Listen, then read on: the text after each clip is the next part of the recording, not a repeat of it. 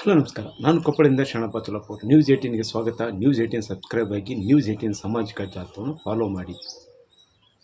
ಕೊಪ್ಪಳ ತಾಲೂಕಿನಲ್ಲಿ ಒಂದೇ ಭಾಗದಲ್ಲಿ ಸುಮಾರು 13 ಉಕ್ಕು ಕಾರ್ಖಾನೆಗಳಿದ್ದು ಈ ಉಕ್ಕು ಕಾರ್ಖಾನೆಗಳಿಂದ ಪರಿಸರ ಹಾಳಾಗ್ತಾ ಇದೆ. ಇಲ್ಲಿ ಏನು ಬಗನಾಳು, ಅಲ್ಲಾನಗರ, ಚಿಕ್ಕಬಗನಾಳು, ಕುಣಿಕೇರಿ, ಲಾಚನಕೇರಿ, ಕುಣಿಕೇರಿ ತಾಂಡ, ಈ ಹಾಲವರ್ತಿ, ಈ 22 ಹಳ್ಳಿಗಳಲ್ಲಿ ಈಗ ಕಾರ್ಖಾನೆಗಳಿಂದ ಬಾಧಿತವಾಗಿವೆ. ಕಳೆದ 15-20 ವರ್ಷಗಳಲ್ಲಿ ಇದೇ ಒಂದು 5-6 ಕಿಲೋಮೀಟರ್ದಲ್ಲಿ ಸುಮಾರು 14 ಕಾರ್ಖಾನೆಗಳು ಅವು ಉಕ್ಕು ಸ್ಪಾಂಜ್ ಐರನ್ ಕಾರ್ಖಾನೆಗಳಿಂದ ಹೆಚ್ಚು ಧೂಳ ಹರಡುತ್ತಿವೆ. ಈ ಹಿನ್ನೆಲೆಯಲ್ಲಿ ಈಗಾಗಲೇ ಇಲ್ಲಿ ರೈತರು ಹೋರಾಟ ಮಾಡ್ತಿದ್ದಾರೆ. ಜೊತೆಗೆ ಇಲ್ಲಿ ಪರಿಸರ ಮಾಲಿನ್ಯ ನಿಯಂತ್ರಣ ಅಧ್ಯಕ್ಷರಾಗಿರುವಂಥ ನರೇಂದ್ರ ಸ್ವಾಮಿಯವರು ಸಹ ಭೇಟಿ ಕೊಟ್ಟಿದ್ದರು ಮತ್ತು ಅಧಿಕಾರಿಗಳೆಲ್ಲರೂ ಭೇಟಿ ಕೊಟ್ಟು ಈಗ ಅದನ್ನು ಕಾರ್ಖಾನೆಗಳ ವಿರುದ್ಧ ಒಂದು ಸಮರವನ್ನು ಸಾರಿದ್ದಾರೆ. ಈ ಕುರಿತು ಕೊಪ್ಪಳದ ಶಾಸಕರು ಮತ್ತು ಕುಷ್ಟಗಿಯ ಶಾಸಕರು ಈಗ ಸದನದಲ್ಲಿ ಚರ್ಚೆ ಮಾಡಿದ್ದು ಒಂದು ವಿಶೇಷವಾಯಿತು. ಏನು ಇಲ್ಲಿವರೆಗೂ ಸಹ ಈ ಶಾಸಕರು ಸದನದಲ್ಲಿ ಮಾತಾಡ್ತಿಲ್ಲ ಅನ್ನುವಂಥ ಆರೋಪಗಳಿಗೆ ಬಂತು. ಈ ಹಿನ್ನೆಲೆಯಲ್ಲಿ ಅವರು ಇತ್ತೀಚಿನ ಬೆಂಗಳೂರು ವಿಧಾನಸಭೆಯಲ್ಲಿ ಈ ಕುರಿತು ಚರ್ಚೆ ಮಾಡಿದ್ದು. ಕೊಪ್ಪಳದ ರಾಘವೇಂದ್ರ ಹಿಟ್ನಾಳ್ ಅವರು ಮಾತಾಡುವಾಗ ಇಲ್ಲಿ ಕಾರ್ಖಾನೆಗಳಿಂದ ಬಾಧಿತವಾಗಿದೆ, ಜೊತೆಗೆ ಈ ಪರಿಸರ ಹಾಳಾಗಿದೆ, ಇಲ್ಲಿ ಜನರ ಸಮಸ್ಯೆ ಹಾಳಾಗಿದೆ ಮತ್ತು ಈಗೇನು ನೀವು ಕ್ರಮ ಕೈಗೊಳ್ತಿರೋ ಆ ಕ್ರಮವನ್ನು ಬೇಗ ಕೈಗೊಳ್ಳ್ರಿ. ಯಾಕಂತೇಳಿದರೆ ಇಲ್ಲಿ ಈ ಉಕ್ಕು ಕಾರ್ಖಾನೆಗಳು ಒಂದೇ ಕಡೆ ಇರುವಂಥ ಕಾರಣಕ್ಕಾಗಿ ಈಗ ಇರುವಂಥ ಸುಮಾರು 22 ಸ್ಥಳಾಂತರಿಸಬೇಕು. ಇಲ್ಲಿ ಪರಿಸರ ಮಾಲಿನ್ಯ ನಿಂದಿರಬೇಕು ಮತ್ತು ಅವ್ರ ಮೇಲೆ ಕ್ರಮ ಕೈಗೊಳ್ಳ್ರಿ ಅನ್ನುವಂಥ ಒತ್ತಾಯವನ್ನು ಅವ್ರು ಮಾಡಿದರು.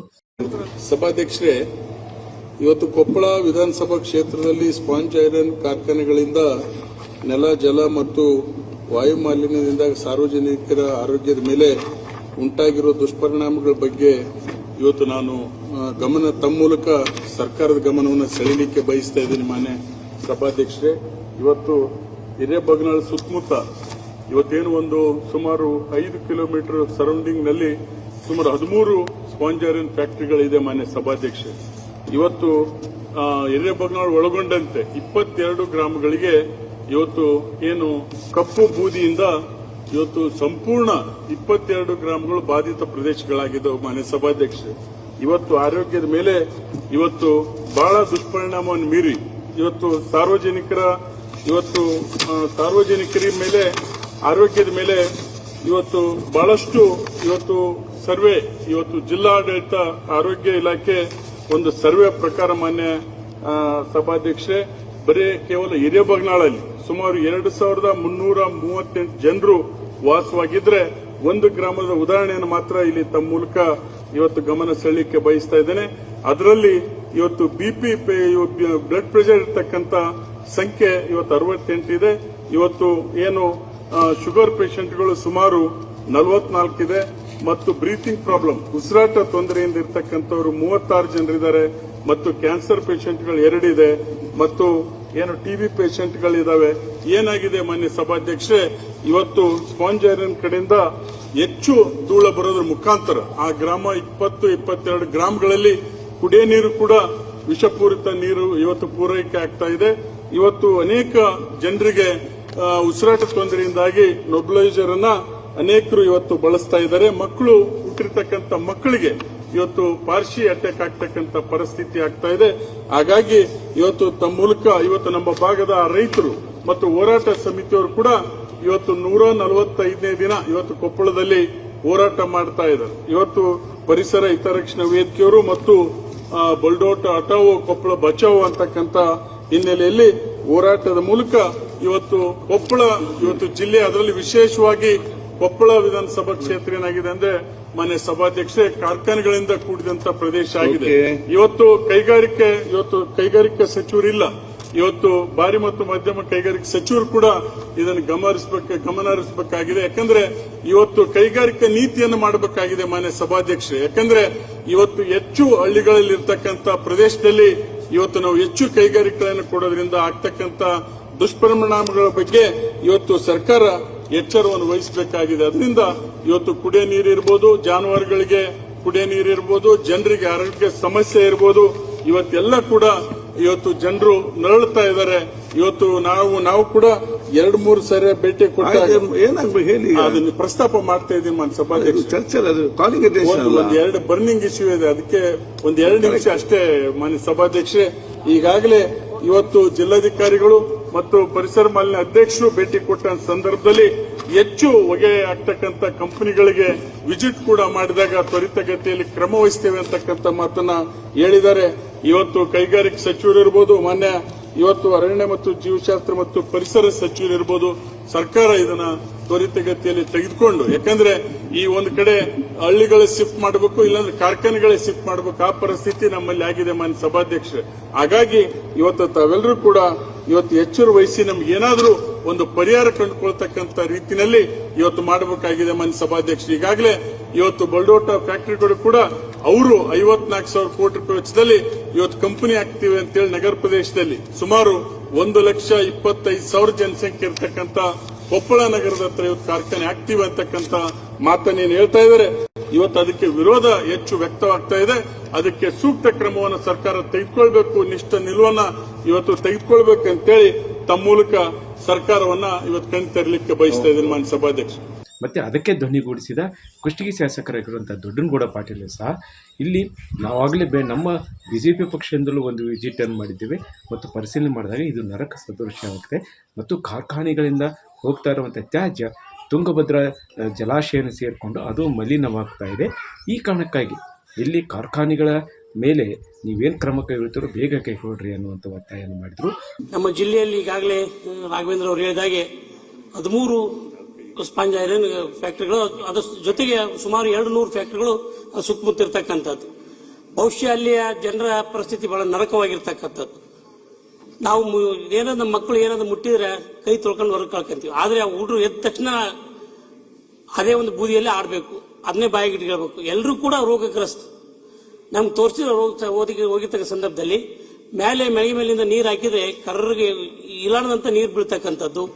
ಪ್ರತಿಯೊಬ್ಬರು ಕೂಡ ಇಡೀ ಕುಟುಂಬ ಒಂದು ಕುಟುಂಬ ಐತಂದ್ರೆ ಎಲ್ಲರೂ ಕೂಡ ರೋಗಗ್ರಸ್ತಿದ್ದಾರೆ. ಸುಮಾರು 20 ಹಳ್ಳಿಗಳಿಗೆ ಅದು ಆಗ್ತಾ ಇದೆ. ಹಾಗಾಗಿ ಇವತ್ತು ಅಡ್ವಾನ್ಸ್ ಟೆಕ್ನಾಲಜಿ ಇದೆ. ಇವತ್ತನ್ನ ಅವರು ಇದು ಮಾಡ್ಕೊಂಡು ಹೊಗೆ ಹೋಗ್ತಕ್ಕಂಥ ಬಂದ್ ಮಾಡಬೇಕು, ಒಂದು ಇದಕ್ಕೆ ಅನಿವಾರ್ಯವಾಗಿ ಹಳ್ಳಿಗಳನ್ನ ಶಿಫ್ಟ್ ಮಾಡಬೇಕಾಗ್ತದೆ. ಅದ್ರ ಬಗ್ಗೆ ಮಾನ್ಯ ಸಚಿವರು ಅದ್ರ ಬಗ್ಗೆ ಗಮನ ಹರಿಸಿ ಅವ್ರಿಗೆ ಬದುಕೋದಕ್ಕೆ ಅವಕಾಶ ಮಾಡಿಕೊಡ್ಬೇಕು. ಆ ರೀತಿ ಒಳಗಡೆ ಏನಾದ್ರು ಸೂಕ್ತ ಕ್ರಮ ಕೈಗೊಳ್ಬೇಕು. ಇಲ್ಲದಿದ್ರೆ ಸುಮಾರು 2 ವರ್ಷದಿಂದ ಅವರು ಸ್ಟ್ರೈಕ್ ಮಾಡ್ತಾ ಇದ್ದಾರೆ, ಸುಮಾರು 5-6 ವರ್ಷದಿಂದ ಸ್ಟ್ರೈಕ್ ಮಾಡ್ತಾ ಇದ್ದಾರೆ. ಅದ್ರ ಜೊತೆಗೆ ಏನಾಗ್ತಿದೆ ಅಂತ ಹೇಳಿ ನಾನು ಅದೇ ತಂದಿದ್ದೆ, ತುಂಗಭದ್ರಾ ನೀರಿಗೆ ಅದು ಸೇರ್ತಾ ಇದೆ. ಬಳಕೆಗೆ ಹೋಗಿ ಕುಡಿದರ ಜೋಕಿ ಅಂತಕ್ಕಂಥ ರೀತಿ ಒಳಗಡೆ ಅದು ಮಲಿನ ಆಗ್ತಾ ಇದೆ. ಕುಡಿಯೋದಕ್ಕೂ ಕೂಡ ನೀರು ಇಲ್ಲ. ಅವ್ರು ಬೆಳೀತಕ್ಕಂಥ ಬೆಳೆಗಳು ಎಸ್ಟಿಮೇಟ್ಗೆ ಆಗ್ತಾ ಇದೆ ಅಂತ ಹೇಳಿದ್ರು. ಏನ್ ಬೆಳೆ ಬೆಳೆದ್ರು ಕೂಡ ರೈತರನ್ನ ಖರೀದಿ ಮಾಡಕ್ ಬರೋದು ಅಂತ ಪರಿಸ್ಥಿತಿ ಆಗಿದ್ರೆ ದಯವಿಟ್ಟು ಅವ್ರ ನೆರವಿಗೆ ಬರಬೇಕು ಮತ್ತು ಅವರಿಗೆ ಸೂಕ್ತವಾಗಿರ್ತಕ್ಕಂಥ ಒಂದು ತೀರ್ಮಾನವನ್ನು ಮಾಡಬೇಕು ಅಂತೇಳಿ ಸರ್ಕಾರದ ಮೇಲೆ ಅತ್ಯಂತ ಒಂದು ಬಹಳ ಶೀಘ್ರವಾಗಿ ಒತ್ತಾಯ ಮಾಡ್ತೇನೆ. ಅದರ ಜೊತೆಗೆ ಇಲ್ಲಿ ಈಗಾಗಲೇ ಈ ಕಾರ್ಖಾನೆಗಳ ಧೂಳು ಮತ್ತು ಈ ಜನರ ಸಮಸ್ಯೆಯನ್ನು ಎಳೆಯಾಳಾಗಿ ಬಿಚ್ಚಿಸುವಂಥ ಕೆಲಸವಿದೆ. ಈ ಕುರಿತು ಏನು ಪರಿಸರ ಮತ್ತು ಅರಣ್ಯ ಸಚಿವರಾಗಿರುವಂಥ ಈಶ್ವರ ಖಂಡೇರವರು ಮಾತಾಡುವಾಗ ಅವರು ಹೇಳಿದ್ದು, ಈಗಾಗಲೇ 2024ರಲ್ಲಿ ಒಂದು ಸಮೀಕ್ಷೆ ಆಯಿತು.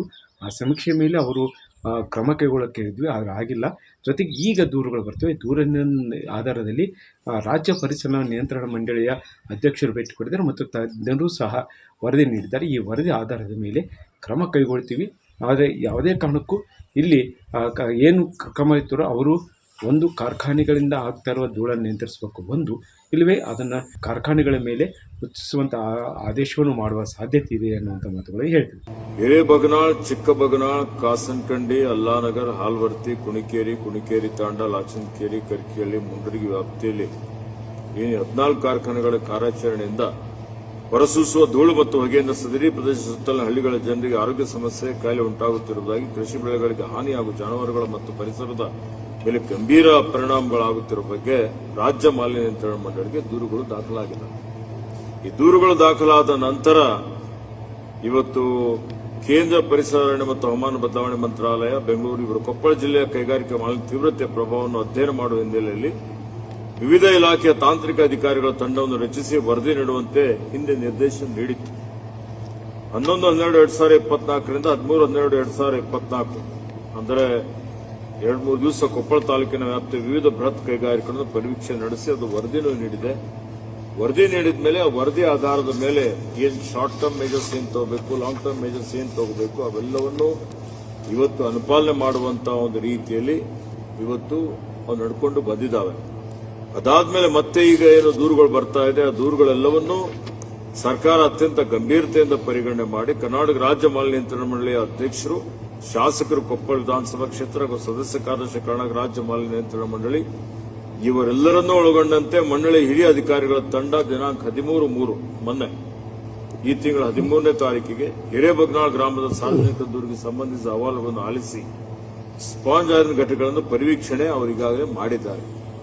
ಪರಿವೀಕ್ಷಣೆ ವರದಿ ನಿರೀಕ್ಷಿಸಲಾಗ್ತಾ ಇದೆ. ಈಗೇನು ಗೌರವಾನ್ವಿತ ಸದಸ್ಯರು ನಮ್ಮ ಗಮನಕ್ಕೆ ತಂದಿದ್ದಾರೆ, ಇದರಿಂದ ಅಲ್ಲಿರುವಂತಹ ಸಾರ್ವಜನಿಕರಿಗೆ ಬಹಳಷ್ಟು ಇವತ್ತು ಆರೋಗ್ಯದ ಸಮಸ್ಯೆ ಆಗ್ತಾ ಇದೆ, ಮಕ್ಕಳಿಗೆಲ್ಲ ಕಾಯಿಲೆಗಳು ಬರ್ತಾ ಇದೆ, ಅಂಕಿಅಂಶಗಳನ್ನು ಸಹಿತ ಕೊಟ್ಟಿದ್ದಾರೆ.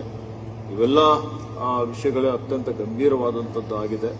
ಅದಕ್ಕೆ ಸರ್ಕಾರ ಇವತ್ತು ಈ ಕೈಗಾರಿಕೆಗಳ ಮೇಲೆ ವರದಿ ಬಂದ ನಂತರ ಇದನ್ನು ತಕ್ಷಣವೇ ಅತ್ಯಂತ ಕಠಿಣವಾದಂತಹ ಕ್ರಮವನ್ನು ನಾವು ತೆಗೆದುಕೊಳ್ತೇವೆ ಅನ್ನುವಂಥ ಮಾತನ್ನು ಹೇಳಕ್ಕೆ ಬಯಸ್ತೀವಿ. ಜೊತೆಗೆ ಇದಕ್ಕೆ ಕೊಪ್ಪಳ ಜಿಲ್ಲಾಧಿಕಾರಿಗಳು ಸಹ ಒಂದಿಷ್ಟು ಧ್ವನಿಗೂಡಿಸಿತ್ತು.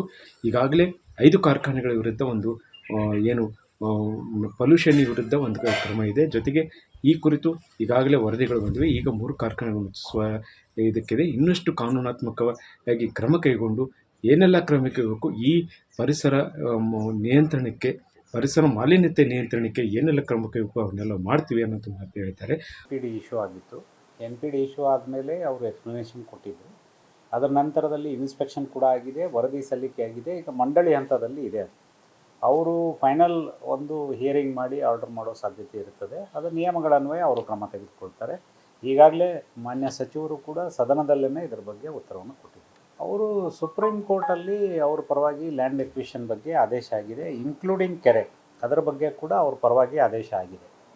ಇನ್ನುಳಿದಂತೆ ಮಾಡಬೇಕಾ ಬಿಡಬೇಕಾ ಅನ್ನೋದು ಅದು ಇಂಡಿಯನ್ ಇನ್ಸ್ಟಿಟ್ಯೂಟ್ ಆಫ್ ಸೈನ್ಸ್ ರಿಪೋರ್ಟನ್ನು ತೆಗೆದುಕೊಂಡು ಹೇಳ್ತೀವಿ ಅಂತ ಹೇಳಿದ್ದಾರೆ. ಅದರ ಬಗ್ಗೆ ಮಾಹಿತಿ ಬಂದ ಮೇಲೆ ತಮಗೆ ನಾನು ತಿಳಿಸ್ತೀನಿ. ಆದರೆ ಇದು ಕೇವಲ ಸದನದಲ್ಲಿ ಚರ್ಚೆಯಾಗಿ ಮತ್ತು ಇಲ್ಲಿ ಹೇಳಿಕೆಗೆ ಹಾಕದೆ ಈಗಾಗಲೇ 15-20 ವರ್ಷಗಳಿಂದ ಬಾಧಿತವಾಗಿರೋ ಪ್ರದೇಶದ ರೈತರಿಗೆ ಅನುಕೂಲವಾಗಲಿ, ಜೊತೆಗೆ ಆರೋಗ್ಯ ಸಮಸ್ಯೆ ಆರೋಗ್ಯ ಸಮಸ್ಯೆ ಆಗದೇ ಇರೋ ಹಾಗೆ ಕ್ರಮ ಕೈಗೊಳ್ಳಬೇಕು ಅನ್ನೋದು ಇಲ್ಲಿಯ ಜನರ ಒತ್ತಾಯವಾಗಿದೆ. ಅದಕ್ಕೆ ಸರ್ಕಾರ ಕ್ರಮ ಕೈಗೊಳ್ಳುತ್ತಾ ಅನ್ನುವಂಥದ್ದು ಕಾದು ನೋಡಬೇಕಾಗಿದೆ. ಶರಣಪ್ಪ ಬಾಚಲಪುರ್, ನ್ಯೂಸ್ 18 ಕೊಪ್ಪಳ. ನಿರ್ಭೀತ, ನಿಷ್ಪಕ್ಷಪಾತ, ವಿಶ್ವಾಸಾರ್ಹ ಸುದ್ದಿಗಳಿಗೆ ಮತ್ತೊಂದು ಹೆಸರಾಗಿರುವ ನ್ಯೂಸ್ 18 ಕನ್ನಡ ಈಗ ಆಪ್ನಲ್ಲೂ ಲಭ್ಯವಿದೆ. ದಯವಿಟ್ಟು ಇಲ್ಲಿರುವ QR ಕೋಡ್ ಅನ್ನು ಸ್ಕ್ಯಾನ್ ಮಾಡಿಕೊಂಡು ಆಪ್ ಡೌನ್ಲೋಡ್ ಮಾಡೋದಕ್ಕೆ ಮರಿಬೇಡಿ. ನಿಮ್ಮ ಬೆಂಬಲ ಹೀಗೆ ಸದಾ ನಮ್ಮೊಂದಿಗಿರಲಿ. ಧನ್ಯವಾದ.